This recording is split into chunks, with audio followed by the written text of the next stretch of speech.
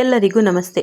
ನನ್ನ ಕಥೆ ನಿಮ್ಮ ಜೊತೆ ಇಂತಿ ನಿಮ್ಮ ತೀರ್ಥಶಿವು ಎನ್ನುವ ನನ್ನ ಯೂಟ್ಯೂಬ್ ಚಾನಲ್ಗೆ ನಿಮ್ಮೆಲ್ಲರಿಗೂ ಹೃತ್ಪೂರ್ವಕ ಸ್ವಾಗತ.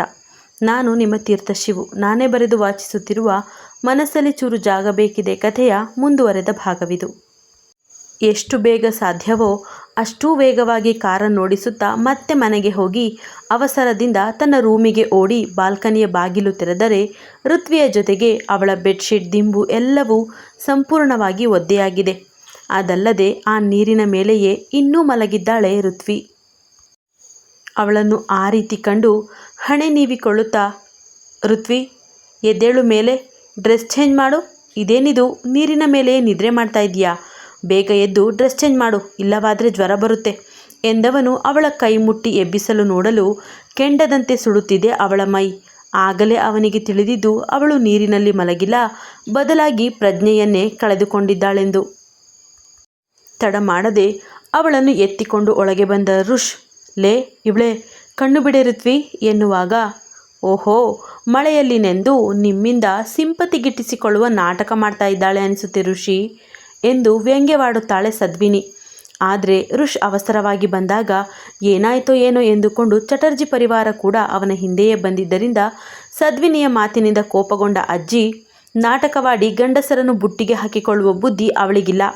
ಎಂಗೇಜ್ಮೆಂಟ್ ಮಾಡಿಕೊಂಡು ಓಡಿ ಹೋಗಿದ್ದು ಅಲ್ಲದೆ ಈಗ ಮತ್ತೆ ಬಂದು ಸಿಂಪತಿ ಗಿಟ್ಟಿಸಿಕೊಂಡು ನಾಟಕ ಆಡ್ತಾ ಇರೋಳು ನೀನೇ ಎಂದು ಜೋರು ಮಾಡುತ್ತಾರೆ.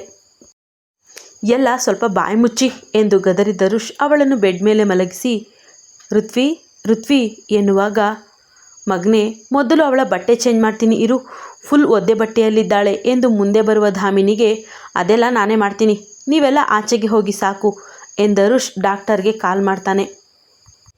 ಧಾಮಿನಿಯವರು, ಹಾಗಲ್ಲ ಮಗನೇ, ಅದು ಅದು ಎನ್ನುವಾಗ, ನಾವಿಬ್ಬರು ಗಂಡ ಹೆಂಡತಿ, ನಮ್ಮ ನಡುವೆ ಯಾವುದೇ ಮುಚ್ಚುಮರೆ ಇಲ್ಲ, ಯಾವುದೇ ಅಂತರವಿಲ್ಲ. ನಾನು ಹಾಸ್ಪಿಟಲ್ನಲ್ಲಿದ್ದಾಗ ನನಗೆ ಎಲ್ಲ ರೀತಿಯ ಸೇವೆ ಮಾಡಿದ್ದಾಳೆ ನನ್ನ ಹೆಂಡತಿ.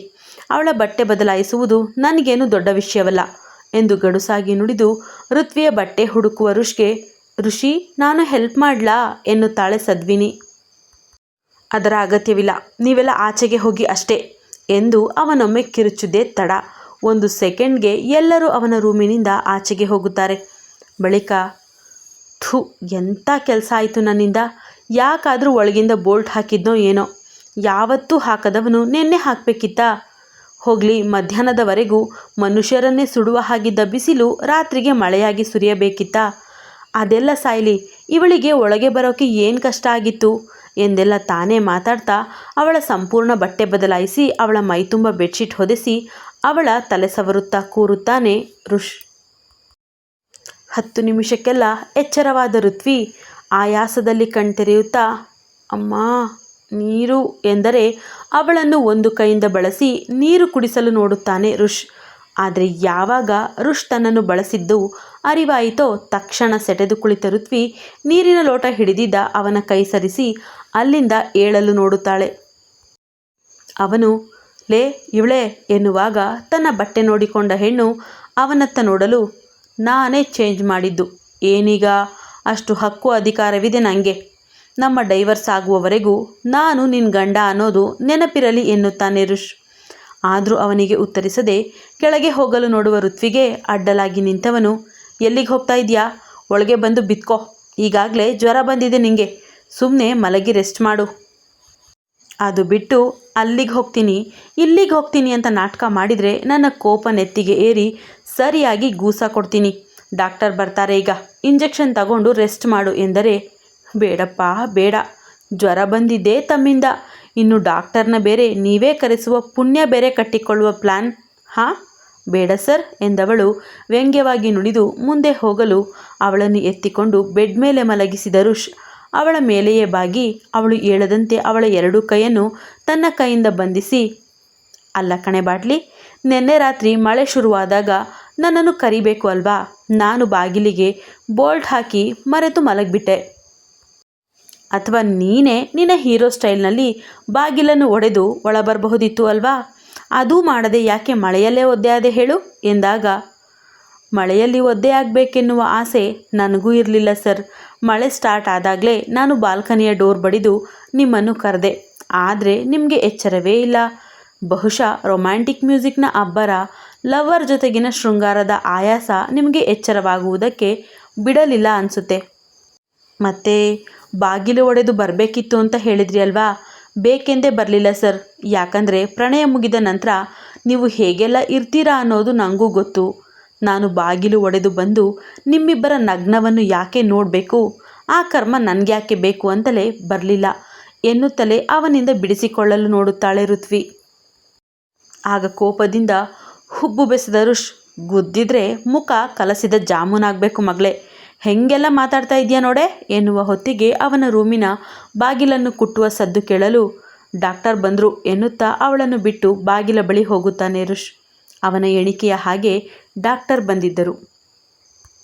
ಬಹುಶಃ ಫರ್ಹಾನ್ ಬಂದಿರಬೇಕು ಎಂದುಕೊಂಡ ಋತ್ವಿ ಬೇರೆ ಡಾಕ್ಟರ್ನ ನೋಡಿ ಅವರು ತನ್ನನ್ನು ಪರೀಕ್ಷಿಸಲು ಬಂದಾಗ, ನನಗೇನೂ ಆಗಿಲ್ಲ ಡಾಕ್ಟರ್, ಜ್ವರ ಅಷ್ಟೇ, ನನ್ನ ಹತ್ರ ಮಾತ್ರೆ ಇದೆ, ಅದನ್ನೇ ತಗೋತೀನಿ ಎಂದು ಬಾಗಿಲತ್ತ ಹೋಗಲು ಮತ್ತೆ ಕೋಪಗೊಂಡ ರುಷ್, ಲೇ ಇವಳೇ, ಓವರಾಗಿ ಆಡಬೇಡ, ಬಾಯ ಮುಚ್ಕೊಂಡು ಬಾ ಎಂದು ಅವಳ ಕೈ ಹಿಡಿಯುವ ಹೊತ್ತಿಗೆ ಚಟರ್ಜಿ ಪರಿವಾರ ಕೂಡ ಅಲ್ಲಿಗೆ ಬರುತ್ತೆ. ನೋಡಿ ಸರ್, ಈ ಓವರಾಗಿ ಅಂಡರಾಗಿ ಆಡೋದು ನಿಮಗೆ ಸೇರಿದು. ಅದೆಲ್ಲ ನನಗೆ ಗೊತ್ತಿಲ್ಲ. ನಿಮ್ಮ ಮನೆಯಲ್ಲಿ ತಿನ್ನುವ ತುತ್ತು ಅನ್ನಕ್ಕೂ ಹಂಗಿಸಿ ಪುಕ್ಸಟ್ಟೆ ಊಟ ಮಾಡ್ತೀಯ ಎನ್ನುವವರು ನೀವು. ಇನ್ನೀಗ ಡಾಕ್ಟರ್ ಹತ್ರ ಬೇರೆ ತೋರಿಸ್ಬೇಕಾ? ದಯವಿಟ್ಟು ಬೇಡ ಎಂದು ಕೋಪದಲ್ಲಿ ಹೇಳುವ ಋತ್ವಿಗೆ, ಹಾಗೆಲ್ಲ ಹೇಳಬೇಡ ಮಗಳೇ, ನಿಮಗೆ ಜ್ವರ ಬಂದಿದೆ ಅಲ್ವಾ, ಡಾಕ್ಟರ್ಗೆ ತೋರಿಸೋಣ ಎಂದು ಓಲೈಸಲು ನೋಡುತ್ತಾರೆ ಚಟರ್ಜಿ ಪರಿವಾರ. ತಕ್ಷಣ ಧಾಮಿನಿಯವರನ್ನು ಅಪ್ಪಿ ಅಳುವ ಋತ್ವಿ, ದೇಹದ ಕಾಯಿಲೆಗೆ, ದೇಹದ ನೋವಿಗೆ ಔಷಧಿ, ಇಂಜೆಕ್ಷನ್, ಮಾತ್ರೆ ಎಲ್ಲ ಉಂಟಮ್ಮ. ಆದರೆ ಮನಸ್ಸಿನ ನೋವಿಗೆ ಯಾವ ಔಷಧಿ ಇದೆ ಹೇಳಿ?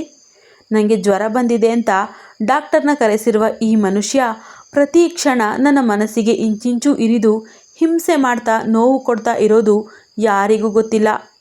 ಅಷ್ಟೆಲ್ಲ ಮಳೆ ಸುರಿದರೂ ನಾನು ಒಳಗೆ ಬರಲಿಲ್ಲ. ಯಾಕೆ ಗೊತ್ತಾ? ಯಾಕಂದರೆ ನಿಮ್ಮ ಮಗ ಅವರ ಲವರ್ ಜೊತೆ ರೊಮ್ಯಾನ್ಸ್ ಮಾಡ್ತಾಯಿದ್ರು, ಅದು ಕೂಡ ನನ್ನೆದುರೇ. ನನ್ನಿಂದ ಅವರ ಶೃಂಗಾರಕ್ಕೆ ತೊಂದರೆಯಾಗಬಹುದು ಎನ್ನುವ ಕಾರಣಕ್ಕೆ ಬಾಲ್ಕನಿ ಕರ್ಟನ್ ಹಾಕಿ ಮರೆ ಮಾಡಿ ಒಳಗಿಂದ ಬೋಲ್ಟ್ ಹಾಕಿದ್ದು ಕೂಡ ಅವರೇ. ಅವರಿಬ್ಬರ ಪ್ರಣಯ ಶುರುವಾದ ಅರ್ಧ ಗಂಟೆಗೆಲ್ಲ ಮಳೆ ಸ್ಟಾರ್ಟ್ ಆಯಿತು. ಅಟ್ಲೀಸ್ಟ್ ಒಂದು ಕ್ಷಣಕ್ಕೂ ನನ್ನತ್ತ ನೋಡಬೇಕು ಅನ್ನಿಸ್ಲಿಲ್ಲ ನಿಮ್ಮ ಮಗನಿಗೆ. ಅಷ್ಟೇ ಅಲ್ಲಮ್ಮ, ಅವರ ಲವರ್ ಈ ರೂಮಿಗೆ ಬರಲು ಶುರು ಮಾಡಿದಾಗಿಂದ ನನ್ನ ವಾಸ ಬಾಲ್ಕನಿಯಲ್ಲಿಯೇ. ಅಲ್ಲೇ ಓದಬೇಕು, ಅಲ್ಲೇ ಬರಿಬೇಕು, ಅಲ್ಲೇ ಕೂರಬೇಕು, ಅಲ್ಲೇ ನಿಲ್ಲಬೇಕು, ಅಲ್ಲೇ ಮಲಗಬೇಕು, ಎಲ್ಲಾನೂ ಅಲ್ಲಿಯೇ. ಇನ್ನೂ ನನ್ನಿಂದ ಇದೆಲ್ಲವನ್ನು ಸಹಿಸೋಕ್ಕೆ ಆಗಲ್ಲ. ನನಗೆ ನಿಮ್ಮ ಮಗನಿಂದ ಬಿಡುಗಡೆ ಬೇಕು. ಪ್ಲೀಸ್ ಅದೊಂದನ್ನು ಕೊಡಿಸಿ ಬಿಡಿ. ನಾನು ಎಲ್ಲಾದರೂ ಹೋಗಿಬಿಡ್ತೀನಿ. ಈ ಜನ್ಮ ಮುಗಿಯುವವರೆಗೂ ಇನ್ನೆಂದೂ ಇವರ ಎದುರು ಬರಲ್ಲ. ನನಗೆ ಇನ್ನೂ ನೋವನ್ನು ಸಹಿಸಲು ಸಾಧ್ಯವೇ ಇಲ್ಲ ಎಂದು ಅಳುತ್ತಾಳೆ. ಅವಳ ಮಾತು ಕೇಳಿ ಅವಳ ಅಳು ಕಂಡು ಪೂರ್ತಿ ಚಟರ್ಜಿ ಪರಿವಾರ ಕೂಡ ಕಣ್ಣಂಚನ್ನು ಒದ್ದೆ ಮಾಡಿಕೊಂಡಿತ್ತು. ಆದರೆ ಮತ್ತೆ ಮತ್ತೆ ಕೋಪಗೊಂಡ ರುಷ್ ರೂಮಿನಲ್ಲಿದ್ದ ಚಂದದ ಗಾಜಿನ ಹೂಜಿಯನ್ನು ನೆಲಕ್ಕಪ್ಪಳಿಸಿ ಅವರೆಲ್ಲ ತನ್ನತ್ತ ನೋಡುವಾಗ ಡಾಕ್ಟರ್ಗೆ ದುಡ್ಡು ಕೊಟ್ಟು ಹೋಗಲು ಹೇಳಿದ್ದ. ಬಳಿಕ ಸದ್ವಿನಿಯನ್ನು ಕರೆದುಕೊಂಡು ರುಷ್ ಆಫೀಸಿಗೆ ಹೋದರೆ ದಾಮಿನಿಯವರಿಂದ ಕೈತುತ್ತು ಪಡೆದು ಮುರುಳಿ ಹತ್ತಿರ ಮೆಡಿಕಲ್ನಿಂದ ಮಾತ್ರೆ ತರಿಸಿಕೊಂಡು ತಿಂದು ನೆಮ್ಮದಿಯಿಂದ ಮಲಗುತ್ತಾಳೆ ಋತ್ವಿ. ಎಂದೂ ಇರದೆ ಅಂದು ಮಧ್ಯಾಹ್ನ ಊಟಕ್ಕೆ ಬಂದು ಅವಳು ಕೆಳಗಿನ ರೂಮಿನಲ್ಲಿ ಮಲಗಿರುವುದನ್ನು ಕಂಡು ಹೋಗಿದ್ದ ರುಷ್ ರಾತ್ರಿ ಎಂದಿನಂತೆ 10ರ ಹೊತ್ತಿಗೆ ತೂರಾಡುತ್ತಾ ಬಂದವನು ಡೈನಿಂಗ್ ಟೇಬಲ್ ಮೇಲಿದ್ದ ತಟ್ಟೆಯನ್ನು ನೆಲಕ್ಕೆಸೆಯಲು ಕೈ ಎತ್ತಿದರೂ ಒಡೆಯದೆ, ಮಮ್ಮಿ ಅವಳೆಲ್ಲಿ ಮಲಗಿದ್ದಾಳೆ ಎಂದಾಗ, ಇಲ್ಲೇ ಕೆಳಗೆ ಮಲಗಿದ್ದಾಳೆ ಎನ್ನುತ್ತಾರೆ ಧಾಮಿನಿ. ಓ, ಇದನ್ನು ಒಡೆದರೆ ಅವಳಿಗೆ ಎಚ್ಚರವಾಗುತ್ತೆ ಅಲ್ವಾ, ಬೇಡ ಮಲಗಲಿ ಬಿಡು ಎಂದು ಋತ್ವಿ ಮಲಗಿದ್ದ ರೂಮಿಗೆ ಹೋದವನು, ಲೇ ಇವಳೆ ಬಾರೆ ನಮ್ಮ ರೂಮಿಗೆ ಹೋಗೋಣ ಎನ್ನುತ್ತಾ ಅವಳನ್ನು ತನ್ನ ತೋಳಿಗೆ ತೆಗೆದುಕೊಂಡರೆ ಅವಳಿಗೋ ಜ್ವರದ ತಾಪಕ್ಕೆ ಮಾತ್ರೆಯ ಪವರ್ಗೆ ಒಳ್ಳೆ ನಿದ್ರೆ ಬಂದಿತ್ತು. ಆದರೆ ರುಷ್ ಅವಳನ್ನು ಎತ್ತಿಕೊಂಡ ಕೂಡಲೇ ಋಷಿ ಎಂದು ಅವನನ್ನು ತಡೆಯಲು ನೋಡುವ ಸದ್ವಿನಿಗೆ ಒಂದು ಟೆರರ್ ಲುಕ್ ಕೊಟ್ಟು, ಹೋಗು ಮಲಗು ಎಂದಷ್ಟೇ ಹೇಳಿ ಹೋಗುತ್ತಾನೆ. ಋತ್ವಿಯನ್ನು ತನ್ನ ಬೆಡ್ ಮೇಲೆ ಮಲಗಿಸಿದ ರುಷ್ ಅವಳಿಗೆ ಬೆಚ್ಚಗೆ ಬೆಡ್ಶೀಟ್ ಹೊದಿಸಿ ಕಾಲಿಗೆ ಸಾಕ್ಸ್ ಹಾಕಿ, ಒಂದು ನಿಮಿಷ ಇರು, ಡ್ರೆಸ್ ಚೇಂಜ್ ಮಾಡಿ ಬರ್ತೀನಿ ಎನ್ನುತ್ತಾ ತನ್ನ ಬಟ್ಟೆ ಬದಲಾಯಿಸಿ ಅವಳ ಪಕ್ಕವೇ ಉರುಳಿ ಅವಳನ್ನೇ ನೋಡುತ್ತಾ, ಸಾರಿ ಕಣೆ ಇವಳೆ ಎನ್ನುತ್ತಾನೆ. ಕೆಲ ನಿಮಿಷದ ನಂತರ ಏನನ್ನ ಯೋಚಿಸಿಕೊಂಡಂತೆ ಡ್ರಾಯರ್ನಿಂದ ವಿಕ್ಸ್ ತಂದು ಅವಳ ಹಣೆಗೆ ಕೊರಳಿಗೆ ಹಚ್ಚಿ ಅವಳ ಎದೆಗೂಡಿಗೂ ಹಚ್ಚಿ, ನನ್ನ ಹೆಂಡ್ತಿನ ಹೀಗೆಲ್ಲ ಮುಟ್ಟುವ ರೈಟ್ಸ್ ಇದೆ ನನಗೆ ಎಂದು ಬಡಬಡಿಸುತ್ತಾ ಅವಳನ್ನು ತನ್ನ ತೋಳಿಗೆ ತೆಗೆದುಕೊಂಡರೆ ಜ್ವರದ ಮಂಪರಿನಲ್ಲೇ ಅವನ ಎದೆಯನ್ನು ತಡಕಾಡಿ ಅವನ ಎದೆಗೂಡಿನೊಳಗೆ ಮುಖವಿಟ್ಟು ಮಲಗುತ್ತಾಳೆ ಋತ್ವಿ. ಬೆಳಗಿನ ಜಾವಕ್ಕೆ ಜ್ವರ ಬಿಟ್ಟು ಮೈ ಪೂರ್ತಿ ಬೆವರುವಾಗ ಎಚ್ಚರವಾದ ಹೆಣ್ಣಿಗೆ ಕಂಡಿದ್ದು ಪಿಳಿ ಪಿಳಿ ಕಣ್ಣು ಬಿಡುತ್ತಾ ತನ್ನನ್ನೇ ನೋಡುತ್ತಿದ್ದ ಋಷ್. ಪಿಶಾಚಿ, ಪುಟ್ಟ ಪಿಶಾಚಿ, ನಿಂಗೆ ಜ್ವರ ಕಮ್ಮಿ ಆಯಿತು ಅಲ್ವಾ, ಬೆವರ್ತಾ ಇದೆಯಲ್ಲ ಎಂದು ತಾನೇ ಅವಳ ಮುಖವನ್ನು ಒರೆಸಿ ಫ್ಲಾಸ್ಕ್ನಲ್ಲಿದ್ದ ಬಿಸಿ ನೀರನ್ನು ಕೊಡುತ್ತಾನೆ. ಕೊಸರಾಡುವಷ್ಟು ತ್ರಾಣವಿಲ್ಲದರಿಂದ ಅವನು ಕೊಟ್ಟ ನೀರನ್ನು ಕುಡಿದ ಋತ್ವಿ ಮತ್ತೆ ಅವನ ಎದೆಗೊರಗಿದರೆ ಗಟ್ಟಿಯಾಗಿ ಅವಳನ್ನು ಬಳಸಿ ನೆಮ್ಮದಿಯಿಂದ ಮಲಗೆ ಇವಳೆ ಎನ್ನುತ್ತಾ ಅವಳನ್ನು ತಟ್ಟಿ ಮಲಗಿಸುವ ಪ್ರಯತ್ನ ಮಾಡುತ್ತಾನೆ ಋಷ್. ಕಥೆ ಮುಂದುವರಿಯುವುದು. ಎಂದಿನಂತೆ ನಿಮ್ಮ ಪ್ರೋತ್ಸಾಹದ ನಿರೀಕ್ಷೆಯಲ್ಲಿ. ಕತೆ ಮತ್ತು ಸಂಚಿಕೆ ಇಷ್ಟವಾಗಿದ್ದರೆ ಲೈಕ್ ಮಾಡೋದನ್ನು ಮರಿಬೇಡಿ. ಹಾಗೆ ಋಷ್ಯಂಕ್ ಚಟರ್ಜಿ ಯಾಕೆ ಇಷ್ಟು ಬದಲಾದ, ಯಾಕೆ ಅವಳಿಗೆ ಇಷ್ಟು ನೋವು ಕೊಡ್ತಾ ಇದ್ದಾನೆ ಅನ್ನೋದಕ್ಕೆಲ್ಲ ಮುಂದಿನ ಸಂಚಿಕೆಯಲ್ಲಿ ಉತ್ತರ ಸಿಗುತ್ತೆ. ಮುಂದಿನ ಸಂಚಿಕೆ ಹಾಕುವವರೆಗೂ ಕಾಯ್ತಾಯಿರಿ. ಅಲ್ಲಿಯವರೆಗೂ ಟೇಕ್ ಕೇರ್. ಬಾಯ್ ಬಾಯ್.